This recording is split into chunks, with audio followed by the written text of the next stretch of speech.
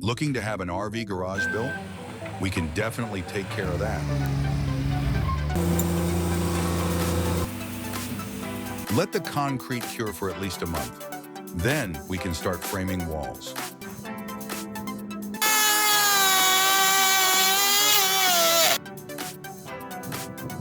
Half inches over here.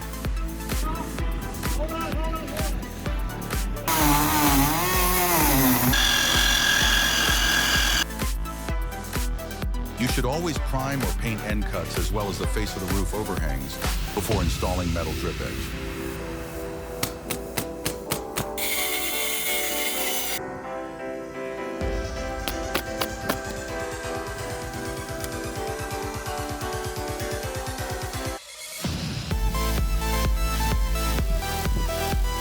SAE Builders, built for a lifetime.